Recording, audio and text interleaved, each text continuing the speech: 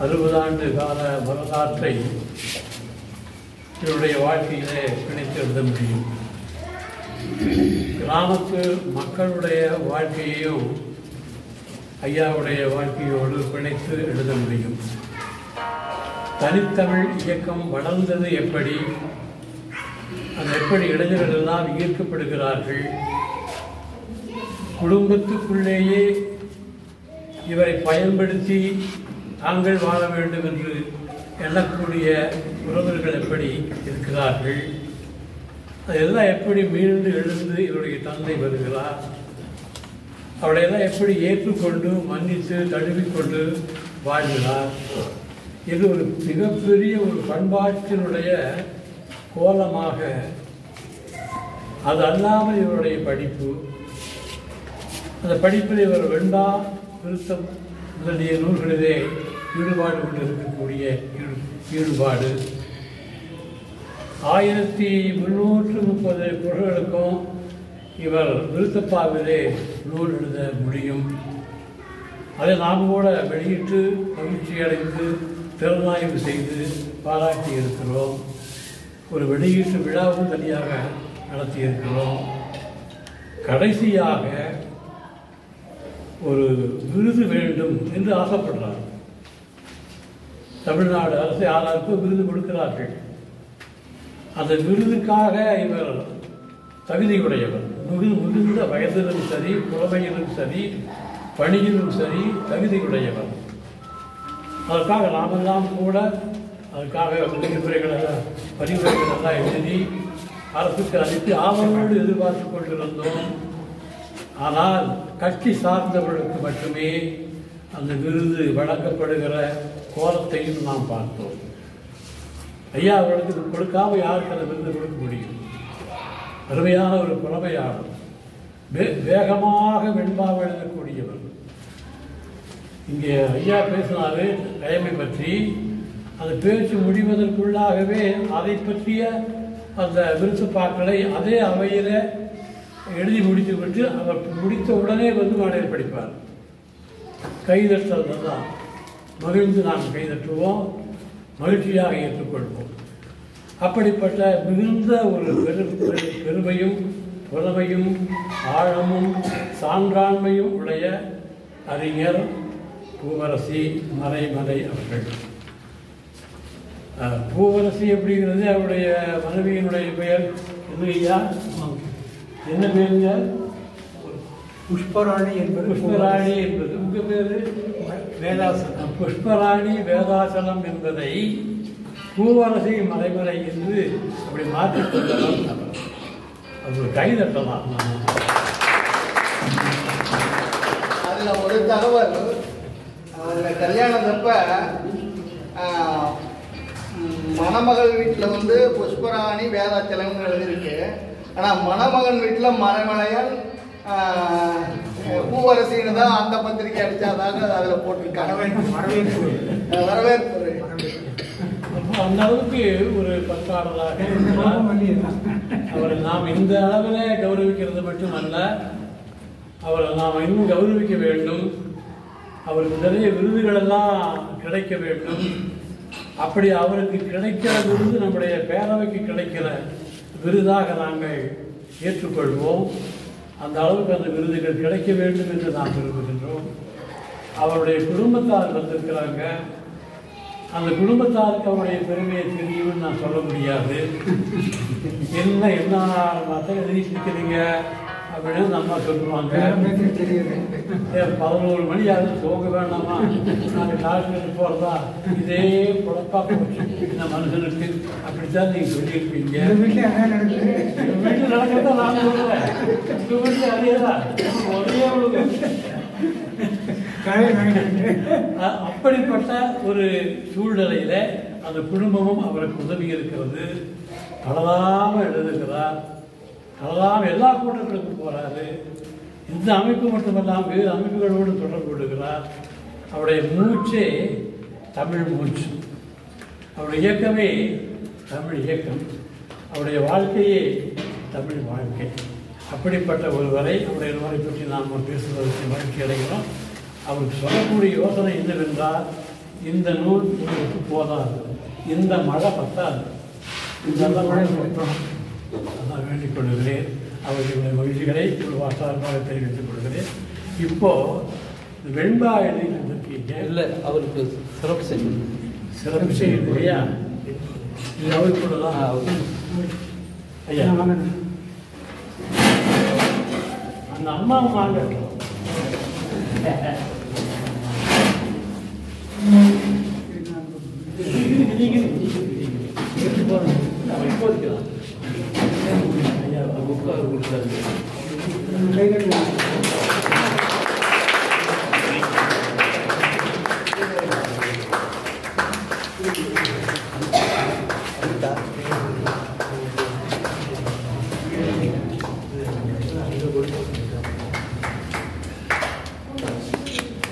சரி,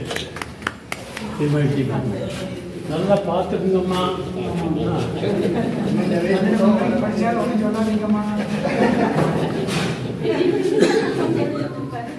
நூலாசிரியர் ஏற்புரை ஒரு 5 ஐயா ஒரு நிமிஷம், அவர் நினைவுக்கு அவருக்கு பரிசு ஒன்று கொடுத்தோம்.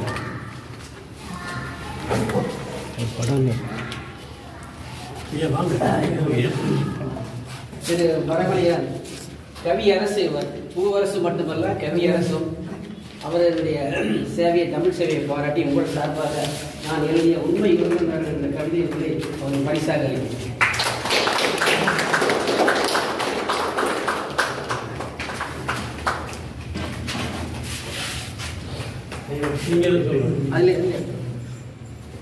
கேமரா எங்க தெரியல.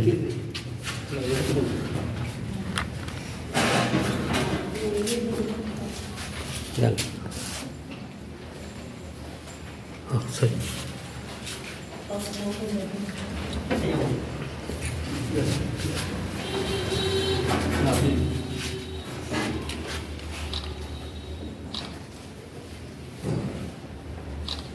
சரி ஐயா கொஞ்சம் இருக்குமா? கவிஞர் பொன்சிங் எனக்கு ஒரு தூண்டுதலாக அமைந்து விட்டார். அவரை பின்பற்றி மானிடர் வைத்த காரணி சுவடிகள் என்ற அகவற்பா நூலை கவிஞருக்கு அளிக்கிறேன்.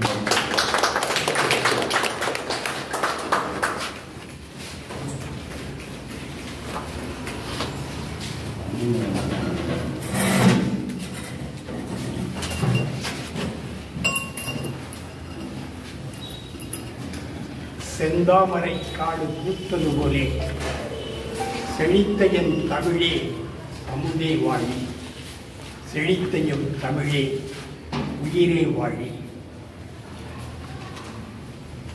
இந்த நிகழ்வுக்கு தலைமையேற்று விட்டிருக்கின்ற பெரும் புலவர் பொன்முடி ஐயா அவர்களுக்கு, செயலர் திராவிடமணி அவர்கள், நூலாசிரியர் குலதேவ ஐயா, சிறப்புரையாற்ற வந்திருக்கிற என்னுடைய நண்பர் சண்முக சுந்தரம் என்கிற குருதி நேர்ந்தர் என்கிற கணக்குருதி அவர்கள்,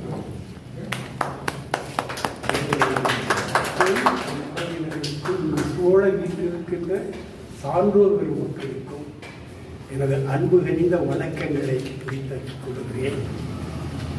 இது வாழ்க்கை தொடர் என்று அழைப்பிலே போட்டிருக்கிறது. இதை எழுதுகிறது ஒரு விபத்து மாதிரி தான் எழுதுகிறது. கோவை கவுண்டபாளையத்திலிருந்து பாசமலர் என்கிற ஒரு இதழ் வந்து கொண்டிருக்கிறது. அதில் நான் குழந்தைகள் பாடல் எழுதுவேன், கவிதைகள் எழுதிக் கொண்டிருந்தேன். அப்போது நான் சென்னையில் இருந்தேன், சின்ன மகன் வீட்டில் நெசப்பாக்கத்தில். ஒரு நாள் காலை அலைபேசியில் அழைப்பு வந்தது. பாசமலர் ஆசிரியர் என்னை அழைத்தார். அந்த பாசமலரில் துடியலூர் தமிழ்ச்சங்க தலைவர் காப்பா கலையரசன் அவர்கள் வாழ்க்கை தொடர் எழுதி கொண்டிருந்தார். அவர் எடுத்து அது முடிந்த தருணத்தில் அவர் என்னை அழைத்து, ஐயா கலையரசன் அவருடைய வாழ்க்கை தொடர் முடிகிறது, அடுத்து நீங்கள் வாழ்க்கை தொடர் எழுத வேண்டும் என்று கேட்டுக்கொண்டேன். நான் திகைத்து போனேன். அப்படி ஒரு வாழ்க்கையை நாம் என்ன வாழ்ந்து விட்டோமே என்கிற ஐயம் எனக்கு ஏற்பட்டது. அதை தட்டி கழிக்கவும் முடியவில்லை. ஆனாலும் உடனடியாக அதனை ஏற்றி செய்யவும் மனமில்லை. யோசனை செய்தேன். பூவா ரவீந்தர் ஐயா அவர்கள் அப்போது என்னை உடன் வைத்துக் கொண்டு அவருடைய தமிழ் தாராமதி இதழில் என்னை துணையாசிரியராக்கிக் கொண்டு அவர் கலந்து கொள்கிற கூட்டங்களிலெல்லாம் என்னையும் அழைத்து செல்வார். அப்படி அவரோடு எனக்கு ஒரு பிணைப்பு இருந்தது. அவர் சக்கர நாற்காலியில் அமர்ந்து கொண்டு அவர் ஆற்றுகிற அந்த தமிழ் படி அந்த முதிர்ந்த வயதிலும் என்னை கொஞ்சம் ஆட்படுத்தி இருந்தது. அது பாசமலர் ஆசிரியருக்கும் அது தெரியும். நான் அவரிடம் சொன்னேன், ஐயா, என்னை விட முதிர்ந்தவர், அவருடைய தமிழ் படி உங்களுக்கும் தெரியும், முதலில் அவருடைய வாழ்க்கை தொடரை அவர் எழுதட்டுமே என்று கேட்டேன். அவரும் ஒப்புக்கொண்டார். சரிங்க ஐயா, நான் அவரை தொடர்பு கொண்டு அவரை எழுத சொல்கிறேன், அவர் முடிந்த பிறகு கண்டிப்பாக நீங்கள் எழுத வேண்டும் என்று கேட்டுக்கொண்டதன் விளைவாக அவர் முடிந்த பிறகு நான் எழுத தொடங்கினேன். அது ஒரு விபத்து தான். ஒரு 20 மாதங்கள் தொடர்ந்து வந்து கொண்டிருந்தது. அந்த வந்த எழுத்துக்களை, அந்த பகுதியை நான் சிறு நூலாக்கலாம் என்கிற எண்ணம் எனக்கு வந்தது. அதன் விளைவாகத்தான் அவரிடமே கேட்டேன், நூலாக போட முடியுமா என்று கேட்டேன். நான் வேண்டுமானால் அதை நகல் எடுத்து கொடுக்கிறேன், நீங்கள் நூல் போட்டுக் கொடுக்கிறீங்க. அது எனக்கு ஒரு உந்துதலாக இருந்தது. ஆகவே ஒரு 60 பக்கத்தில் செம்மன் அவர்களிடம் கலந்து கொண்டேன். இதை போட்டுக்கிறாங்க ஐயா, 60 பக்கத்தில் போட்டுக்கலாம் அப்படின்னு சொல்லி அதை போட்டுக்கொண்டே. காரணம், என்னுடைய அன்னையின் நினைவு தினம் மே 21ஆம் தேதி. அந்த நாளில் நாம் அதை பயன்படுத்திக் கொள்ளலாம். ஏனென்றால் என்னுடைய இலக்கிய பயணத்தை, என்னுடைய தொடக்க காலத்தை எல்லாம் அதில் சொல்லி இருக்கிறேன். பெற்றோர்களையும் அறிமுகப்படுத்துமாறு இருக்கும் என்பதற்காக. மே 21 என்கிற போது நமக்கு தமிழ்நாடு இலக்கிய பேரவை கடைசி சனிக்கிழமை மே 17 வருகிறது. நாம் இதை பயன்படுத்திக் கொள்ளலாம் என்கிற எண்ணத்தில் தான் என்னை இலக்கிய தளத்திற்கு என் கைபிடித்து அழைத்து வந்தவர் சண்முக சுந்தரம் என்கிற கணக்கு குறிஞ்சியவர்கள். அதனாலே தான் அவருடைய சிறப்புரை இதில் இங்கு இடம்பெற வேண்டும் என்று எனக்கு ஒரு ஆவல். 1969 55 ஆண்டுகளுக்கு முன்பு ஒரு அழகிய இளைஞரை நான் சந்தித்தேன். அரசு கலைக்கல்லூரியில் பட்டப்படிப்பு முடித்து பேரூர் உயர்நிலைப் பள்ளிக்கு கற்பித்தல் பயிற்சிக்காக ஒரு 15 நாள் அங்கு வந்திருந்தார் என்று சொல்கிறேன். அப்போது என் தம்பி திருஞான சம்பந்தம், அப்போது இன்றைய சென்னை ஞானம் 9ஆம் வகுப்பு படித்துக் கொண்டிருந்தார். அந்த தம்பி மூலம் என்னை பற்றி தெரிந்து கொண்டேன். என்னை அழைத்து வர சொன்னார், பள்ளிக்கு அழைத்து வர சொல்லி தன்னை அறிமுகப்படுத்திக் கொண்டு தான் பங்கு கொண்டிருக்கிற அந்த இலக்கிய கூட்டங்களில் தான் கலந்து கொள்ள வைக்க வேண்டும் என்பதற்காக முதலாக பிஎன் புதூர் என்கிற பாப்பநாய்க்கன் புதூர் அந்த ஜீவா மன்றத்தில் தான் தோழமை கழகம் என்பதை நடத்தி கொண்டிருந்தார்கள். அதற்காக அந்த கூட்டத்திற்கு என்னை மறுபடி சொல்லி அந்த ஞாயிற்றுக்கிழமை தான் சென்றேன் முதலாக. அதுதான் நான் கலந்து கொண்ட இலக்கிய கூட்டம். அன்று திருக்குறள் பற்றிய கருத்தரங்கள் நடந்து கொண்டிருந்தது. நான் அங்கு போகும்போது நான் முதலாக சந்தித்தவர் சூலூர் தமிழடியார். அதற்கு பிறகு அவருடைய சாலை மாணாக்கர் ரங்கநாதன் என்கிற பிறகு இன்னும் சில நண்பர்கள் தான் அங்கு சந்தித்த பிறகுதான். அதற்கு பிறகு தொடர்ந்து என்னுடைய சான்றோர்கள் சந்தித்து தொடர்வதற்கு அது ஒரு காரணமாக இருக்கிறது. அவரே வழி திறந்து விட்டார் போல அந்த எழிலனோடு சேர்ந்து கொண்டு நானும் எழிலனோடு ஒரு தமிழ் அமைப்பை எல்லாம் தொடங்கியது. வடகோவை கல்வியகத்தில் வாரம் ஒரு முறை முதல் ஞாயிற்றுக்கிழமை சிந்தனை பேரவை, இரண்டாவது ஞாயிற்றுக்கிழமை கோவை நாரி அவர்கள் நடத்திக் கொண்டிருந்த இலக்கிய ஆய்வரங்கம், மூன்றாவது ஞாயிற்றுக்கிழமை புலவர் இளவூர் அம்பராயன் தனசுந்தரம் ஆகிய மார்க்சியவாதிகள் முற்போக்கு எழுத்தாளர்கள் சங்கம், இதிலெல்லாம் தொடர்ந்து அதில் கலந்து கொண்டிருக்கிறோம். அந்த 70களில் மானுடம் பாடும் வானம்பாடிகள் அப்படி என்கிற பேரில் வானம்பாடி கவிதைக்குள் புது கவிதையை அறிமுகப்படுத்தி கொடிகட்டி பறந்து கொண்டிருந்தார்கள். அப்போது நாங்களும் அவர்களோடு இருந்தோம்.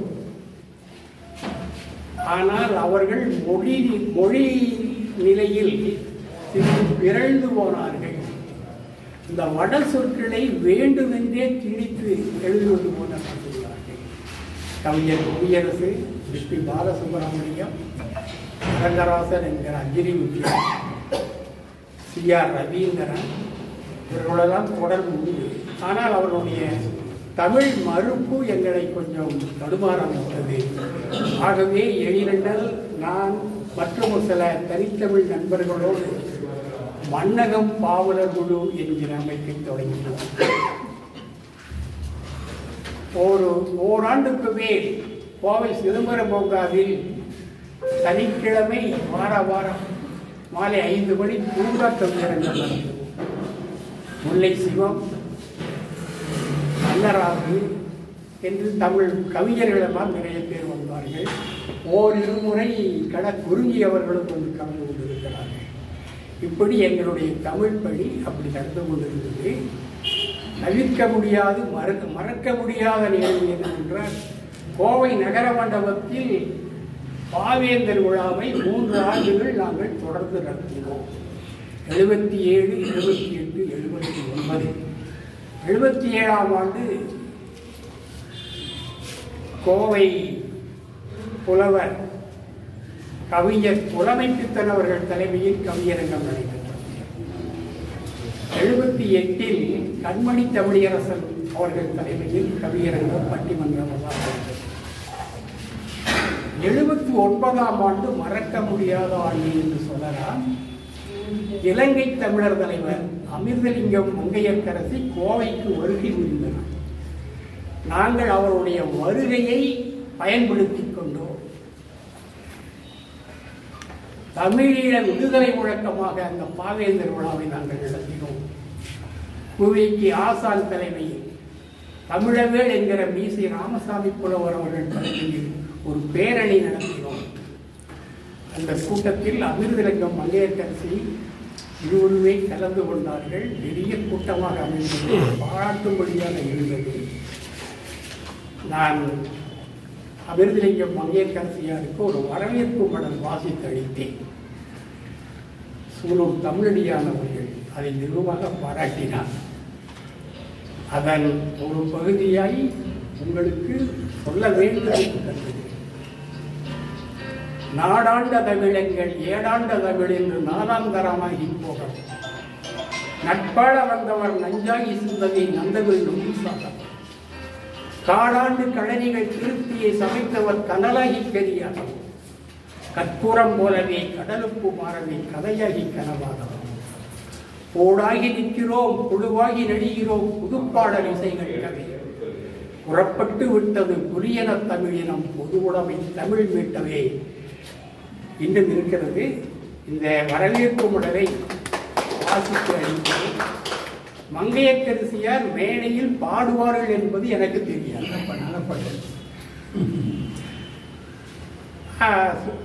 அதன் பிறகு அந்த அம்மையை 2-3 பாடல்கள் பாடினார். ஈழத்து உணர்ச்சி கவிஞர் காசி ஆனந்தனுடைய பாடல்களை அந்த அம்மையார் இசையோடு பாடினார்கள். பொங்கு வெறிய சிறை மதியினுடனே பூட்டி வதைத்தார் என்ற அங்கம் விளந்து விழுந்து துடிக்க அடிகள் கொடுத்தார். ஒரு செங்கடமாடி வரும்புகளோடு சிரிக்க மறப்பேனா என்பதை இசை ஊட்டி சிறப்பாக பாடினார்கள். அந்த அளவிற்கு அந்த பாவேந்தர் விழா சிறப்பாக நடைபெற்றது என்பதை உங்களிடம் சொல்லிக் கொடுக்கிறேன். அந்த வகையில் இந்த வாழ்க்கை தொடர் என்பது நான் இதை ஒரு நூறாகவே கருதவில்லை. என்னுடைய அன்னையாருடைய நினைவுக்காகத்தான் இதை அவர் நினைவாக வெளியிடலாம் என்று 31வது நினைவு நாள். இதுவரை எங்கள் குடும்பத்தார் மட்டுமே கலந்து கொண்டு அந்த விழாவை வீட்டளவிற்கு செய்வோம். இந்த ஆண்டு தமிழ்நாடு இலக்கிய பேரவையே நமது குடும்பமாக எண்ணி அவருடைய நினைவை உங்கள் முன்பாக நடத்தி கொண்டிருப்பதாக நான் நிறைவு பெறுகிறேன். அந்த வகையில் இந்த நூலை ஐயா அவர்கள் இந்த நூலை பற்றி என்னிடமே கேட்டார். தவிர்த்து விடலாம் ஐயா என்று கூட சொன்னார் தமிழரசன் ஐயா அவர்கள். நான் வேண்டுமானால் அறம்பொருள் வள்ளுவத்தை பேசுகிறேன் என்றார். ஐயா, நீங்கள் இந்த கருத்தையே மேடையில் சொல்லுங்கள், அதே ஒரு திறனாய்வு தானே என்று சொல்லி அவர் ஆறுதல் படுத்தி அவரிடம் சொன்னேன். ஐயா, இது இந்த நினைவுக்காக இது பண்ணதுதான், நான் இது பெரிய இதாக கருதவில்லை. நான் இந்த ஆண்டுக்குள்ளாக அவர் சொன்னார், நீங்கள் இதைவிட பெரிதாக உங்களிடம் எதிர்பார்க்கிறேன் என்றெல்லாம் என்று சொன்னார். ஐயா, இந்த ஆண்டு கடைசிக்குள்ளாக 2 கவிதை நூல்களை கொண்டு வர இருக்கிறேன் அப்படி என்று அவரிடம் நம்பிக்கை கொடுத்து, அதனால்தான் அவர் இந்த நூலை எப்படியோ வந்து அதுவும் அறம்பொருள் வள்ளுவத்தை பற்றித்தான் அதிகம் பேசினார் அவர். அவருக்கு இந்த நூல் ஒரு சிறு நூல் தான். நான் எப்படி நினைக்கிறேனோ அதே மாதிரி தான் அவரும் நினைத்திருக்கிறார் என்பதாக. ஆகவே இந்த சிறு வெளியீட்டை உங்கள் முன்பு விரித்துரைத்த ஐயா தமிழரசன் ஐயா அவர்கள் அதையெல்லாம் ஏற்றுக்கொண்டு என்னை மெதுவாக பாராட்டி இருக்கின்ற ஐயா பொன்முடி ஐயா அவர்கள், நீங்கள் அதையெல்லாம் கேட்டு கரம் தட்டினீர்கள். அந்த உங்களுடைய பாராட்டுகளுக்கு என் நன்றி என்று தெரிவித்துக் கொண்டு